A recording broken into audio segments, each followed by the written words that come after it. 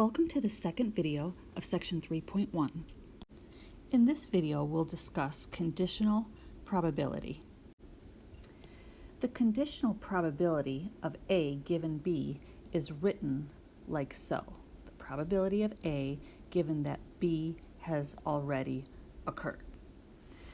We calculate the probability of A given B like so.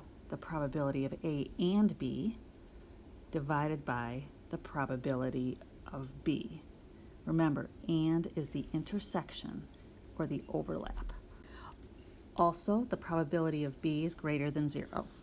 Looking at example 2, once again, let's roll a fair 6-sided die.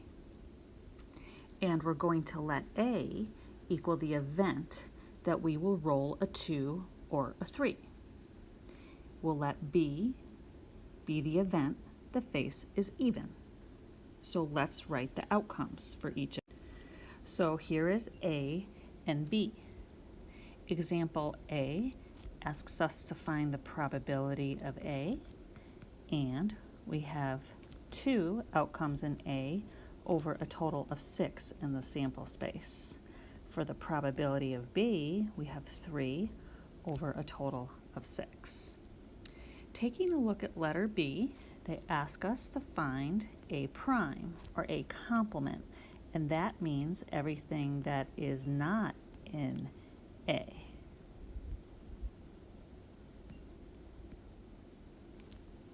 So the probability of A complement, since there are 4 items here, will be 4 over 6. For letter C, they ask us to find the probability of A and B. And just keep in mind, often in many texts that can be written like this. But the probability of A and B means where is the overlap? That happens just at 2, doesn't it? They only share 2 in common. So that is just 1 item over a total of 6. Moving on to letter D. Letter D asks us to consider the probability of the A or B. So first let's find what's in A or B. Remember, this can also be written like this, A union B.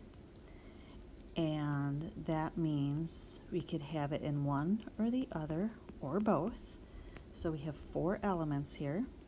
So the probability of A or B is 4 out of 6. Now, let's take a look at what's the probability of A given that B has already occurred. Let's go off to the side here on scratch paper. If we know that the face is even, we have a reduced sample space now. So out of these 3 possible outcomes, only one of these choices belong to event A, that it's a 2 or a 3. So we need to follow our formula here.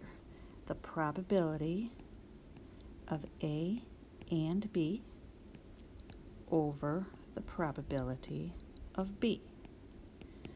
We figured these out earlier. The probability of A and B is 1 over 6.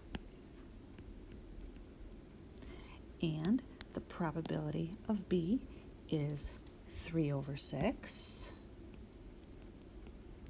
And let's do a little bit of a review here to remember how to multiply our complex fractions.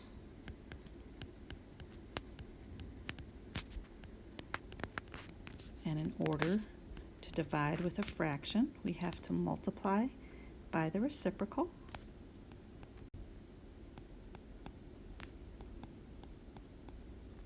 So the answer to letter E is 1/3. Let's move this up a little bit to make room for letter F. We'll use our formula once more, plug in the values, and we'll solve. Moving on to the next page, let's practice some of our symbols. We have a baseball team with infielders and outfielders. Some of the players are great hitters and some of the players are not great hitters. I will be the event. The player is an infielder. O, they're an outfielder. H, they're a great hitter. And N, they are not a great hitter. So for letter A, write the symbols for the probability that a player is an infielder. For letter B, write the symbols for the probability that a player is not an outfielder. We can write this using the complement sign, but also notice this will equal the probability the player is an infielder. For letter C, write the symbols for the probability that a player is an outfielder or is a great hitter, and we could use this, but remember, we can also use our union sign for or. Letter D asks for the probability that the player is an infielder and is not a great hitter, or we could write this using our intersection sign. For letter E, what's the probability that a player is a great hitter given that the player is an infielder? Letter F, the symbol for the probability that we have an infielder given that the player is a great hitter. The symbols for the probability that of all outfielders, a player is not a great hitter. So that would be the probability of N given O. And for H, the probability that of all the great hitters, a player is an outfielder. And go ahead and pause the video for a moment to see if you can answer letter I and letter J. How did you do? Hopefully you got it. And that is the end to the second video of section 3.1.